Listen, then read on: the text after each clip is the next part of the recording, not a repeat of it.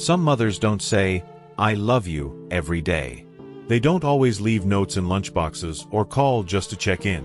But they show their love, in quiet, enduring ways. This is the story of Margaret, a mother from rural Iowa, and the quilt she spent 10 years making. Margaret was a quiet woman, the kind who spoke more with her hands than with her voice. She raised her daughter Emily alone after her husband passed away when Emily was just 6. Life on their small farm wasn't easy.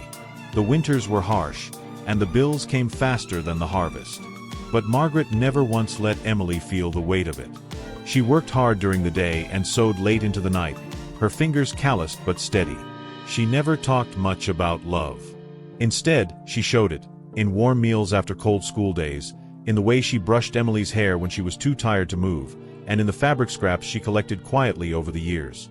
Each piece held a memory: Emily's first school dress, an old flannel shirt from her father, curtains from the kitchen window. And over time, all those pieces came together, not just into a quilt, but into a story of love stitched in silence. Emily grew up never truly noticing the quilt. It sat quietly in a wooden basket beneath her mother's sewing table, always a work in progress, always just a little bigger each time she passed by.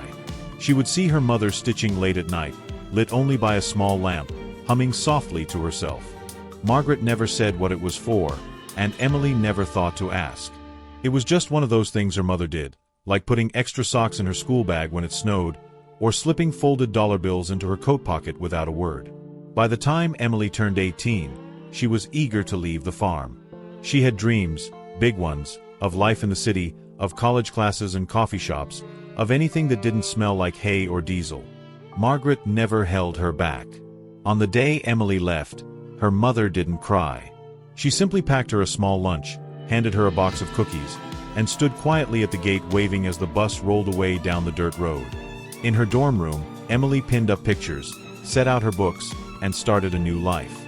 Calls home were brief, sometimes rushed between classes or forgotten altogether. And the quilt? It remained back in Iowa, still unfinished, still growing with every season that passed. Margaret kept sewing, stitch by stitch, memory by memory.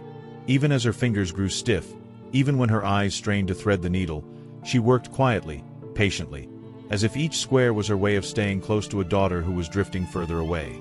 Years passed.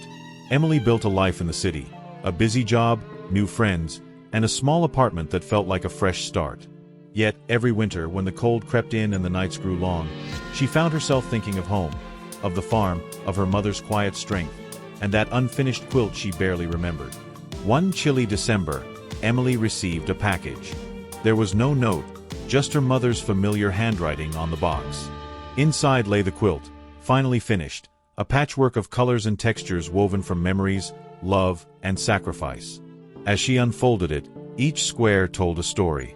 The soft cotton from her first school dress, the faded plaid from her father's old shirt, the warm flannel from curtains that once brightened their kitchen window. She ran her fingers over the stitches, feeling the years of work and patience that had gone into it. Tears filled Emily's eyes. She realized how much her mother's love had been wrapped up in that quilt all along. Steady, silent, never asking for thanks or attention. Margaret's love wasn't loud or flashy. It was the warmth on a cold night, the comfort in a hard day, the unspoken promise that no matter where life took her, Emily would always have a place to come back to. Sitting wrapped in the quilt, Emily understood at last. Love isn't always spoken. Sometimes, it's stitched into the fabric of our lives, one quiet, patient stitch at a time. And in that moment, the distance between mother and daughter melted away, replaced by a bond stronger than words. Not long after receiving the quilt, Emily made the trip back to the farm. The familiar crunch of snow beneath her boots, the crisp Iowa air, and the warm glow of the farmhouse welcomed her like an embrace she hadn't realized she'd missed so deeply. Margaret greeted her at the door with a tired but genuine smile. No need for grand words. The quilt, now a bridge between their worlds, lay folded neatly on the old rocking chair by the fireplace. That night, as the wind whispered outside, Emily wrapped the quilt around her shoulders.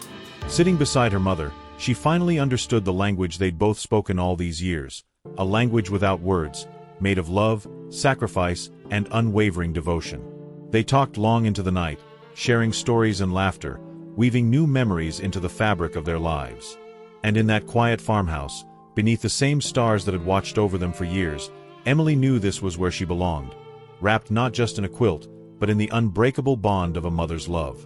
Because some love stories aren't written in words, but lived, every day, every stitch, every moment.